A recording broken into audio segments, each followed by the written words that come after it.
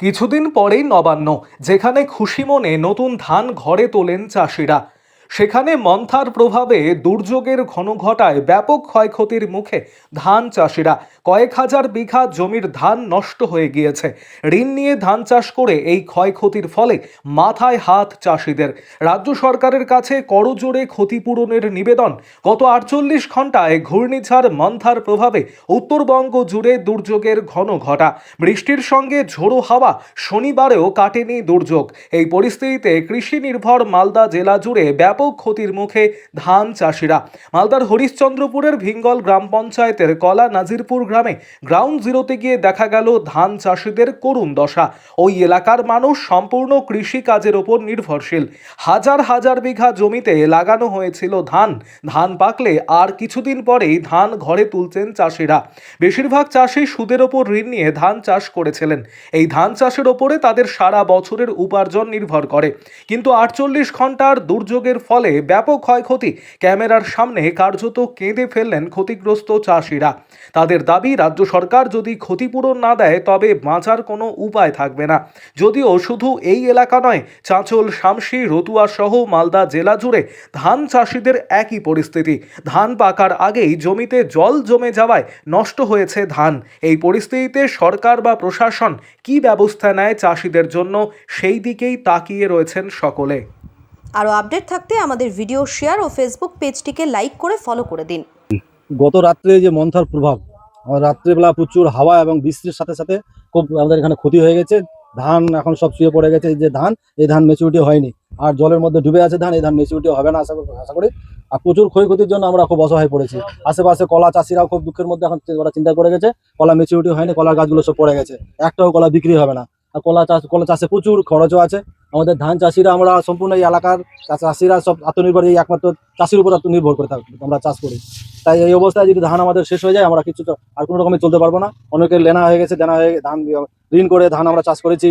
এখনো হয়তো চাষবাসে টাকা দিইনি, সার যার দোকানদারের কাছ থেকে নিই, তাদের কাছে টাকা ধার পড়ে আছে। আমরা টাকা শোধ করবো কোথায়? নিজের সংসার চালাবো না তাদের টাকা আমরা শোধ করবো? এই অবস্থায় আমরা রাজ্য সরকারের কাছে আবেদন করবো, আমাদের ক্ষতিপূরণের ব্যবস্থা করা হোক। নাহলে আমাদের আর কোনো অবস্থা রাস্তা নেই। শেষ পর্যন্ত হয়তো আত্মহত্যাও করতে হতে পারে। তার জন্য আমরা খুব একদম জোড়ো হাত করে বলে দিয়ে রাজ্য সরকারের কাছে আবেদন করবো আমাদের জন্য সরকারি সহায়তার ব্যবস্থা করা হয়। আমার এখানে 500 বিঘা ধান ছিল, 500 বিঘার মধ্যে সবকটাই পড়ে গেছে। এখনো ওয়েদার ভালো হয়নি, রাত্রেবেলা কি যে হবে বলা যায় না। যেটুকু আছে সেটুকু হয়তো শেষ হয়ে যেতে পারে। আমরা এখন সম্পূর্ণ একদম বলতে মাইনাস পয়েন্টে এসে এত দাঁড়িয়ে গেছে। এমন ওদের বৃষ্টি হয়েছে, একদিক থেকে তো একদম ধান ফেলতে চলে গেছে। ধান যে বাঁচবে সেরকম কোনো অবস্থা নাই তো। ধরতে গেলে 95% সবারই ধান শেষ হয়ে গেছে। হাজার হাজার বিঘা ধান, গুনতি করে শেষ করা যাবে না। পুরো মাঠটাই তো শেষ। আমাদের এলাকাতে যেদিকে খবর পাচ্ছি, ফোনে কথা হচ্ছে, সবাই বলছে আমারও ধান পড়ে গেছে। এটা কোন এলাকা? এটা হচ্ছে আপনার হরিশ্চন্দ্রপুর থানার ভিঙ্গল অঞ্চলের। আমরা এটা হচ্ছে খোকড়া মৌজা, নাজিরপুর মৌজা আমরা চাষিরা সব চাইছি সরকারের কাছে ক্ষতিপূরণের জন্য আবেদন করবো। ক্ষতিপূরণ না দিলে তো আমাদের কোনো রাস্তা নেই, বাঁচার রাস্তা নেই। আমরা সংসার বাকি সারা বছর সংসার চালাবো কি করে? কোনোভাবে আত্মনির্ভর করছি আমরা সম্পূর্ণ এখন সরকারের উপর। সরকার যদি আমাদের সহায়তা করে তাহলে আমরা আগামী দিনে হয়তো পুরো বছরের জন্য চাষাবাস করতে পারবো, না হলে মুশকিল আছে আমাদের। আপনার নাম? আমার নাম হাফিজুল ইকবাল, বাড়ি খোকড়া, অঞ্চল হচ্ছে আমাদের ভিঙ্গল।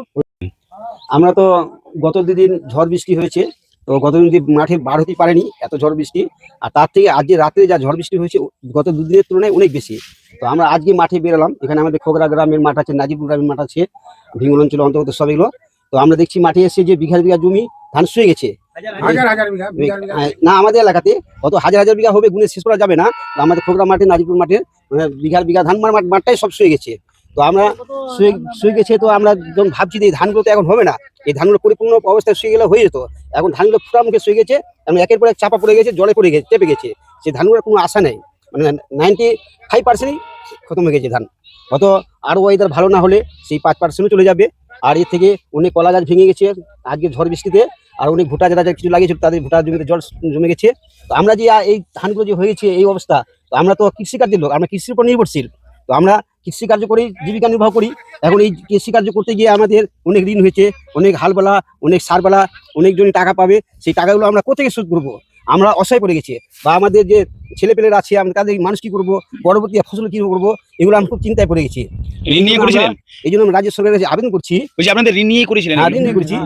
তো আমরা রাজ্য সরকারের কাছে আবেদন করছি যেন আমাদের এই অবস্থা দেখে বা মানে অবস্থাহীন যে হয়ে গেছি তার দিক লক্ষ্য রেখে রাজ্য সরকারের কাছে আমরা আবেদন করছি আমাদের পাশে দাঁড়াক বা আমাদের কোনো সাহায্য করুক, না হলে আমরা পরবর্তী কোনো ক্ষতিগ্রস্ত করতে পারবো না বা সংসার চালাতে পারবো না।